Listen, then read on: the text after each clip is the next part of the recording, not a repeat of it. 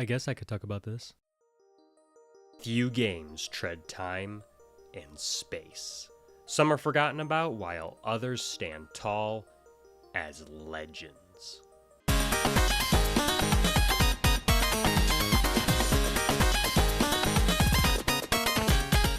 Paper Mario: The Thousand-Year Door is going to have been a thing for 20 years now, which is so bizarre to me. It feels like just yesterday when I picked this game off the shelf for $7.99.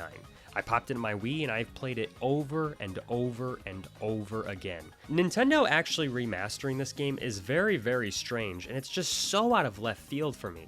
Recently, when it comes to their library output, Nintendo has been listening to fans, and I think they've done a superb job of that on the Switch. But seeing Paper Mario: The Thousand-Year Door, heck, even before the original, which anyone would have said was the more logical choice in remastering, it just goes to show how Nintendo has been taking player feedback now and is actually listening to fans and what they want to see on their Switch. When it comes to my history with the Paper Mario franchise, there's a lot to take into consideration. I personally didn't like video games all that much growing up.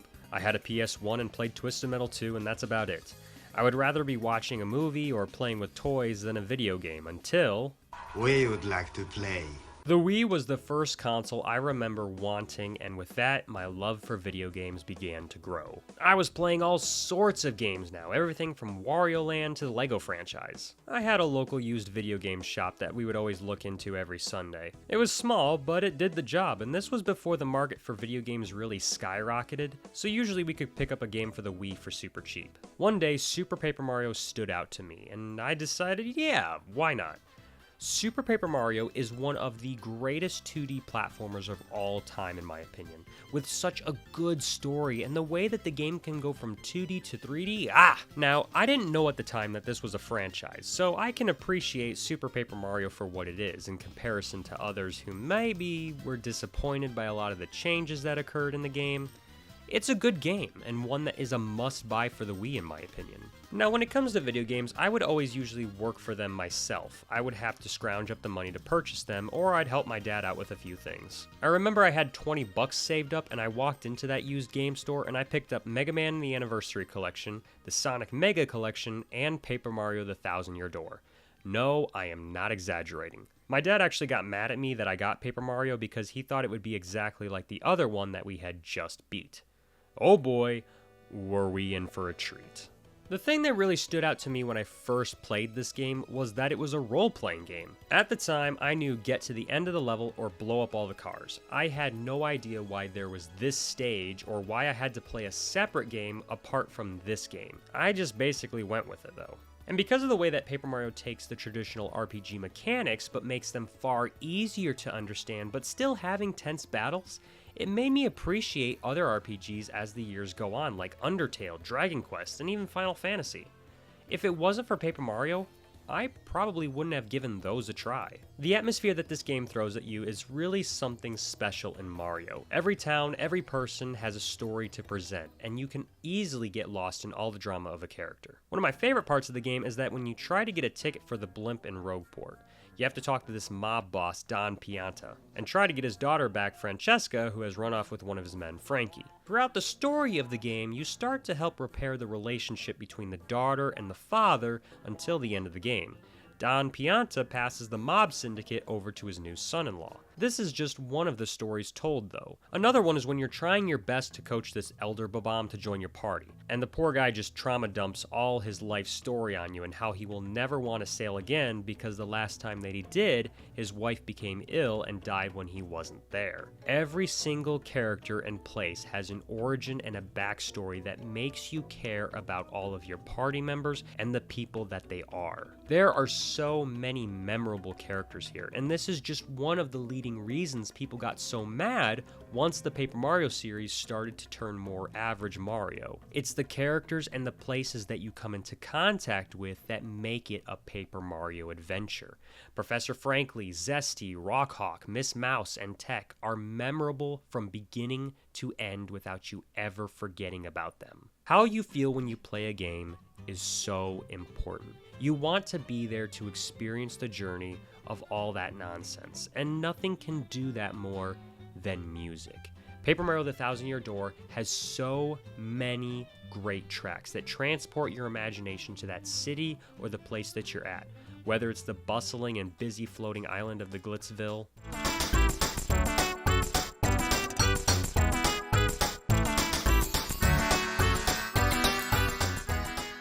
the music just really makes the place all come together. You know that this city has a fun atmosphere. I love also the calm and the resentful theme of the train at night.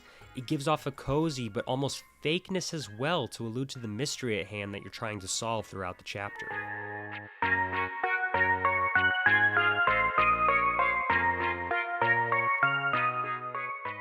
I could just go on and on about how good the music in this game is. Later entries in the series may have 1 or 2 songs that are good, or maybe the main theme is really catchy, but since this entry in the series, there has not been one that has come close to as many memorable tracks on the soundtrack, and nowhere is that more apparent than when you battle. Gameplay in RPGs has to do something extremely important. They have to make you want to play the role-playing game part. If they don't, you ultimately lose my interest in that game. 50% of what you do in Paper Mario is battle, and it's fun every single time, especially when you hear that start jingle.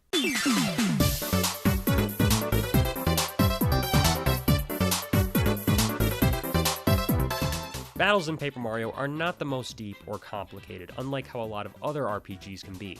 I'm usually not taking the time to really plan out or strategize my next move. That can be viewed as maybe a bad thing for some.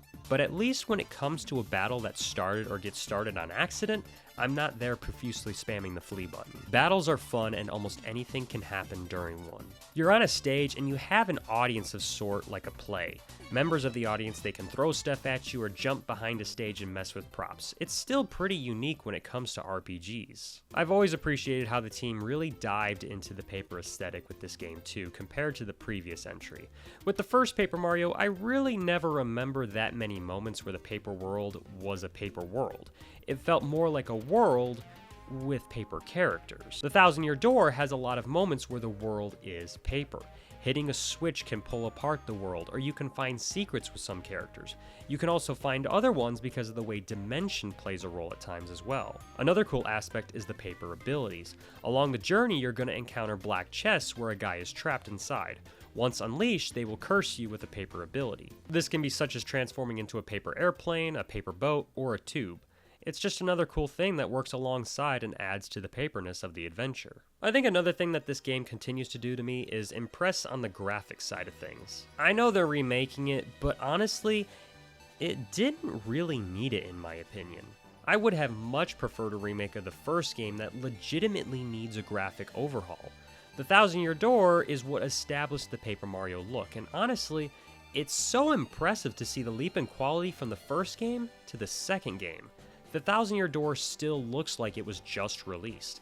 It wasn't until Color Splash that we truly could see how gorgeous the Paper Mario aesthetic could be, but this still looks nice. I think the best thing about the Thousand Year Door is the story. Basically, Peach goes missing and you as Mario only have a single treasure map that she sent you. You slowly piece things together like how the treasure is that of the fabled Thousand Year Door, and in order to open it, you need to find 7 crystal stars, which is the key to the treasure. The journey is broken down into 8 chapters, or levels so to speak, and each one gets better and better and better. You never know what you're going to be experiencing next. One chapter you go from a traditional dragon in a castle to helping out an army of Pikmin-like creatures. No one chapter repeats or emulates another. Probably my favorite has to be the Glitzville chapter where you go to a town in the sky. It's a city that's based on battles in the ring. But the more you work your way up the ladder of success in the ring, so too do you start to see the deception behind the scenes, and you have to unfold a mystery of who's axing the contenders. Another chapter that I adore is Twilight Town, where the whole town is getting turned into pigs by a ring of a bell.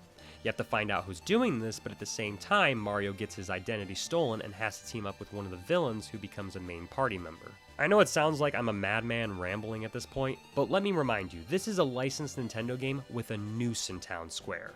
There's sections of the game where you can also play as Bowser or Peach. Peach is basically having this romance with a computer, and Bowser is trying to tail Mario throughout the journey and running into other characters that you love. I don't want to give away any more surprises if you're going to be experiencing this game for the first time soon. The remake is gladly going to do that for a lot of people here. Paper Mario: The Thousand Year Door is a game I try to play once a year. It's a rare game where every single piece of its game is so chock full of so many wonderful details, characters, and worlds you're going to love. I highly recommend that you play this game, and it's one of my favorite games of all time, and one of the best RPGs ever made, period. Now, if you'll excuse me, I gotta prepare for something.